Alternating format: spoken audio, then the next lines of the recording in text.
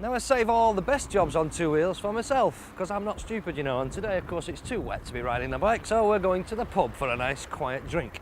In fact, I've come here to the Sherwood in Preston to meet a biker who's been doing his bit for charity.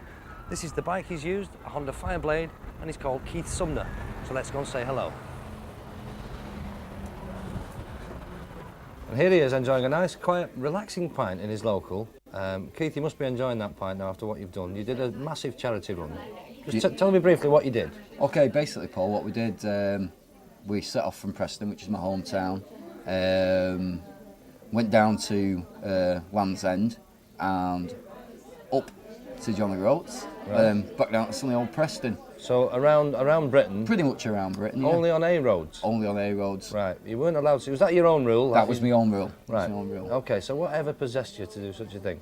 Well, basically, a friend of mine contracted meningitis in March, a couple of days before my birthday, and within 3-4 days it became apparent to us that Paul was going to die from meningitis. It attacked his brain, it attacked his spinal column, and he couldn't see, he was quadriplegic, and I wanted to do something to help.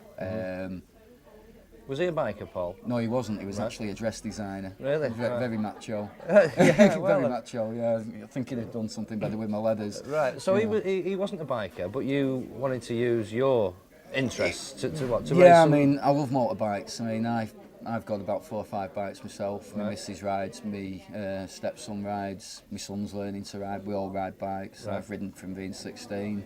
So you went to raise some money for what? For Meningitis Research Foundation. Right. I didn't even know if there was a charity in Britain when I decided to do the ride. I just got on the internet and found out that there was a charity based in Bristol, as it happens. Phoned them up and said, look, you know, I want to raise you a few bob. I want to raise some money. Yeah. And I fancy doing this ride, and they gave me 1 or 2 pointers. At the moment, it's raised sort of £2,660-ish. Right. Money's still coming in.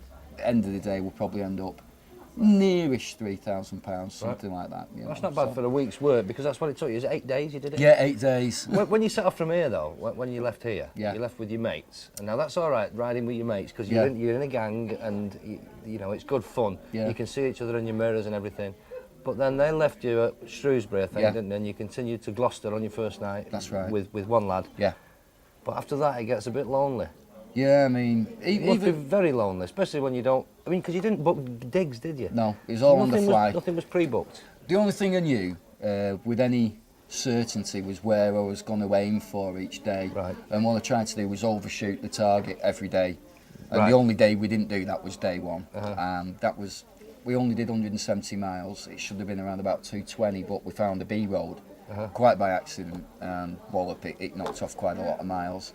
Just backtrack a little bit. Yeah. Preston, Gloucester, Land's End, then across towards London. Yeah, well, I was supposed to stay in Land's End on the Sunday night, but I got to Land's End for about 2:15 in the afternoon, and Land's End, it's, you know, a few hotels, and that's it. So it's just a signpost, isn't it, saying France is that way. Yeah, and that's about Cornish pasty £3, please. You know, and, you know, didn't have a wheelbarrow of cash. I must ask you, because I've ridden through London a couple of times. It's a nightmare. It can take you ages to get through London. It was. Did you go through London City?